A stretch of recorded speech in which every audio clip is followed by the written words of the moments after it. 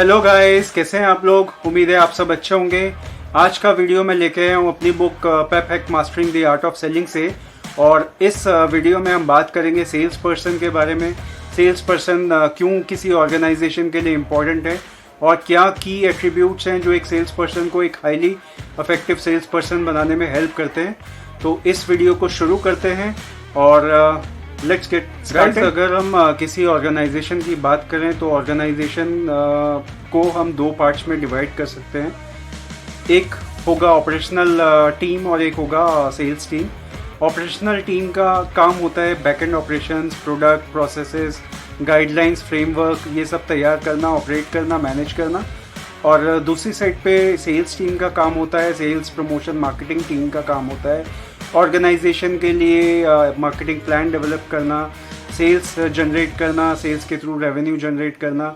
तो ये बेसिकली अगर हम डिवाइड करें ऑर्गेनाइजेशन को तो इस तरह से मोटा मोटा ऑपरेशनल एंड सेल्स पार्ट में डिवाइड कर सकते हैं। किसी भी ऑर्गेनाइजेशन में जो रेवेन्यू जनरेशन मॉडल होता है that comes through the sales team या सेल्स चैनल, और सेल्स पीपल या सेल्स पर्सन जो होते हैं वो इस रेवेन्यू को जनरेट करने में हेल्प करते हैं। और जो ये रेवेन्यू आता है ये ऑर्गेनाइजेशन के बाकी एक्सपेंसेस, स्टाफ के सैलरीज और जो भी मार्केटिंग एक्सपोजर है ऑर्गेनाइजेशन का या मार्केटिंग एक्सपेंसेस है, प्रमोशनल एक्सपेंसेस है, प्रोडक्ट मैन्युफैक्चरिंग है, स्टाफ की सैलरीज है, वो सारा का सारा रेवेन्यू जो जनरेट होता है सेल्स के through that is utilised here. और जो इसका पार्ट होता है वो ऑर्गेनाइजेशन की प्रॉफिटेबिलिटी होती है। This is the basic thing which everybody knows. तो आज हम बात करेंगे ये सेल्स पीपल के बारे में ही कि इनका रोल और रिस्पॉन्सिबिलिटी बेसिकली क्या होता है। तो इनका काम होता है कस्टमर से जाके मीट करना, मिलना और कस्टमर की रिक्वायरमेंट को समझना, उस रिक्वायरमेंट के हिसाब से आपके ऑर्गेनाइजेशन जो भी प्रोडक्ट सर्विसेज में डील करता है उसको कस्टमर को एक वैल्यू एडेड फॉर्म में कन्वर्ट करके देना, कस्टमर को एक्सप्लेन करना, समझाना, प्रेजेंट करना, ताकि कस्टमर आपके प्रोडक्ट सर्विसेज में इंटरेस्ट दिखाए, एंगेज करे और फाइनली आउटकम जो है सेल्स की तरफ हो और सेल्स फाइनली क्लोज हो ताकि ऑर्गेनाइजेशन के लिए रेवेन्यू जनरेट हो सके। तो ये बेसिक रोल एंड रिस्पॉन्सिबिलिटी जो सेल्स पर्सन निभाता है डे टू डे लाइफ में वो ये है।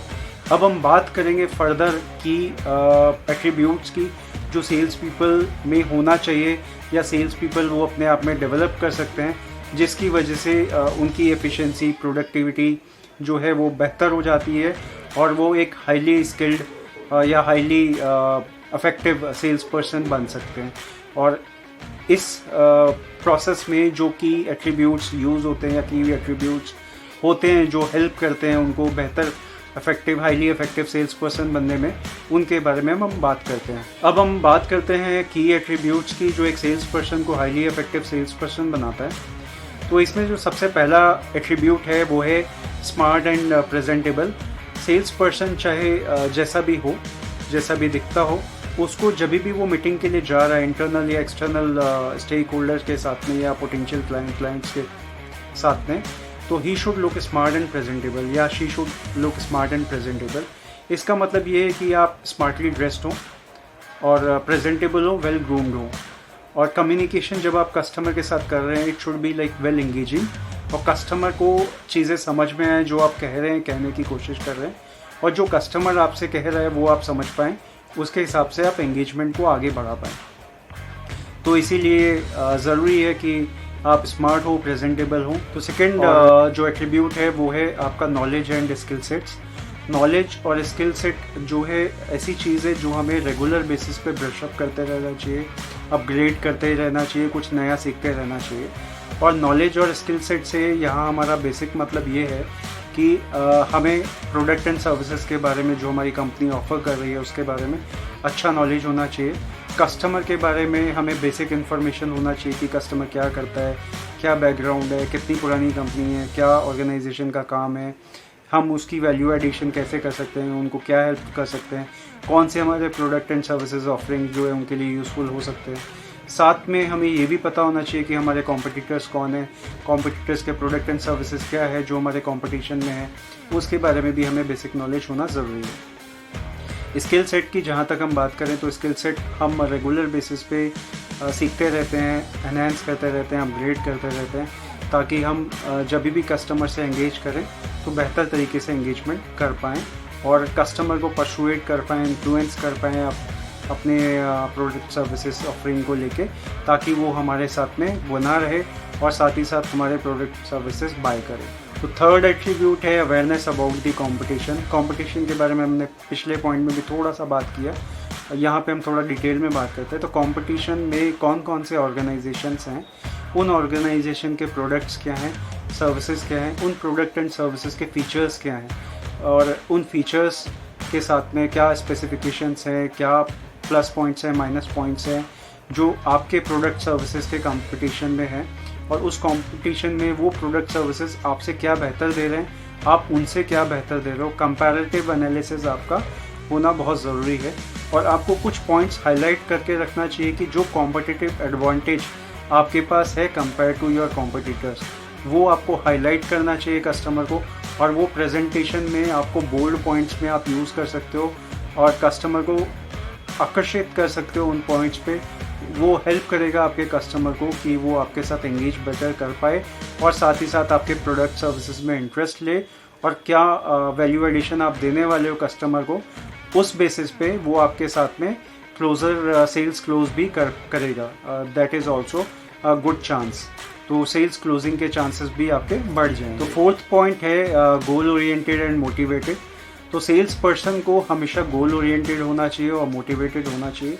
गोल ओरिएंटेशन से हमारा मतलब है कि he should be aware of या she should be aware of कि क्या मेरा गोल है, मेरे को उस गोल को कितने टाइम पीरियड में अचीव करना है, और उस गोल्स को क्या हम छोटे छोटे सब गोल्स में डिवाइड कर सकते हैं या टाइमलाइंस के हिसाब से डिवाइड कर सकते हैं कि हमको कैसे अचीव करना है। और throughout the sales process इस गोल अचीवमेंट के जर्नी में हमें मोटिवेटेड भी रहना चाहिए, क्योंकि मोटिवेशन एक ऐसी चीज़ है जो हमें एक्सटर्नल फैक्टर्स से तो मिलती है, पर मोर इम्पॉर्टेंटली वो हमको विद इन ज़्यादा हेल्प करती है वो अगर हमारे अंदर से आती है तो।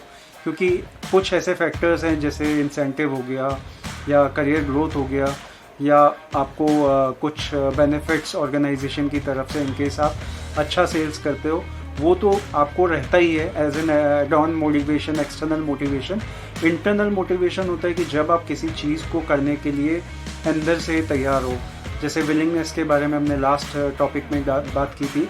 तो विलिंगनेस और मोटिवेशन हम कह सकते हैं कि एक ऐसी चीज़ है जो अंदर से आती है, वो जितना स्ट्रॉन्ग होगा आपका उतना आपके रिजल्ट्स अचीव करने में आपको सपोर्ट करेगा और रिजल्ट्स आपके बेहतर होंगे डेफिनेटली। तो मोटिवेशन को आपको हमेशा जगा के रखना चाहिए, मोटिवेशन को आपको हमेशा लाइव रखना चाहिए और उसको हमेशा बढ़ाते रहना चाहिए। हमारा फिफ्थ पॉइंट है अंडरस्टैंड योर कस्टमर। हमने जैसे पिछले पॉइंट्स में भी बात करी कस्टमर को समझने के बारे में, तो यहाँ हम थोड़ा सा इस चीज़ को और डिटेल में बात करेंगे। कस्टमर के बारे में समझने से मतलब है कि कस्टमर के बारे में बेसिक इन्फॉर्मेशन तो आप गैदर करिए ही करिए, साथ में जब आप कस्टमर के साथ एंगेज कर रहे हैं, डिस्कस कर रहे हैं, तो you should ask question in a proper way कि जो कस्टमर उसके साथ में एंगेज कर पाए और कस्टमर इंटरेस्ट ले उन पॉइंट्स में, उन चीज़ों में डिस्कस करने में, बात करने में, तो कस्टमर को वहाँ पे इंटरेस्ट फैक्टर डेवलप हो। और जब कस्टमर का इंटरेस्ट फैक्टर डेवलप होगा, कस्टमर एंगेज करेगा, तो कस्टमर बेटर वे में चीज़ें जो है आपके साथ शेयर कर पाएगा। उससे फ़ायदा ये होगा कि हमें कस्टमर को समझने में, जानने में हेल्प मिलेगी। उसका डिसीजन मेकिंग पैटर्न क्या है, क्या उसके लाइक्स डिसलाइक्स हैं related to the product and services we are offering, कहीं पे कोई ऑब्जेक्शन वगैरह तो नहीं है, अगर ऑब्जेक्शन है तो वो किस रीज़न से है और उस ऑब्जेक्शन को कैसे हैंडल करा जा सकता है बेस्ट एंड ईजीएस्ट वे में, वो हमें समझने में आसानी होगी। इसीलिए हमें इस पॉइंट पे थोड़ा सा केयरफुली और थॉटफुली काम करना चाहिए कि कस्टमर के बारे में हम जानें, उसे समझें और उसको हम अपने बेनिफिट के लिए किस तरह से यूज़ कर सकते हैं वो यूज़ करें। But on the other side हमें ये भी ध्यान रखना है कि कस्टमर का जो कस्टमर सेंट्रिसिटी है वो एक हमारे रडार में हमेशा रहना चाहिए। हमें कस्टमर को एक वेटेज, प्रॉपर वेटेज देना चाहिए, कस्टमर की रिक्वायरमेंट को फुलफ़िल करना चाहिए। सॉल्यूशन जो उसको चाहिए या जो प्रॉब्लम उसकी है, जो उसको हमें प्रॉपर तरीके से समझ के उसके लिए कुछ वैल्यू एडेड प्रोडक्ट इस तरह से डिज़ाइन करके देना चाहिए कि वो कस्टमर की रिक्वायरमेंट को फुलफ़िल कर पाए। और इससे बेनिफिट ये होगा कि ये रिलेशनशिप जो है लॉन्ग टर्म के लिए बनेगा और साथ ही साथ चांसेस भी ज़्यादा होंगे कि आप बेहतर वे में कस्टमर के साथ ज़्यादा से ज़्यादा सेल्स या ज़्यादा से ज़्यादा बिजनेस या रेवेन्यू जनरेट कर पाएँ। तो इस पॉइंट में हमें कस्टमर के ऊपर थोड़ा फोकस ज़्यादा करना चाहिए। तो छठा पॉइंट है या छठा एट्रीब्यूट है, आपको ट्रांसपेरेंट एंड हेल्पफुल होना चाहिए। जब आप किसी भी सेल्स कॉल पे हैं, कस्टमर के साथ एंगेज कर रहे हैं, तो आपको ट्रांसपेरेंट रहना चाहिए about all the facts and figures. You should share more and more facts and figures with your customer. तो उससे क्या होगा, ट्रांसपेरेंसी बरकरार रहेगी और साथ ही साथ जो डेटा फैक्ट्स फिगर्स आप शेयर करेंगे, कस्टमर का उसके ऊपर कॉन्फिडेंस और आपके ऊपर कॉन्फिडेंस भी ज़्यादा डेवलप हो पाएगा। और हेल्पफुल आपको हमेशा रहना चाहिए, कस्टमर को हेल्प करने के लिए, गाइड करने के लिए, मोटिवेट करने के लिए। कस्टमर को आप डायरेक्शन दिखा सकते हैं, प्रोडक्ट सर्विसेज के आउटकम क्या होगा, क्या बेनिफिट्स उसको रहने वाला है, उसके बारे में आप बता सकते हैं और उसको हेल्प कर सकते हैं कि क्या बेहतर प्रोडक्ट है वो चुनने के लिए। अगर आप जैसे एक ही चीज़ से related multiple product services offer कर रहे हैं, तो उसमें से कौन सा product according to the customer needs, उसका बजट, उसकी रिक्वायरमेंट और फ्यूचर ग्रोथ एक्सपेक्टेशन के हिसाब से बेस्ट फिट होता है, वो उसको आपको कस्टमर को बताना चाहिए, उसको हेल्प करना चाहिए वो पिक एंड चूज़ करने के लिए।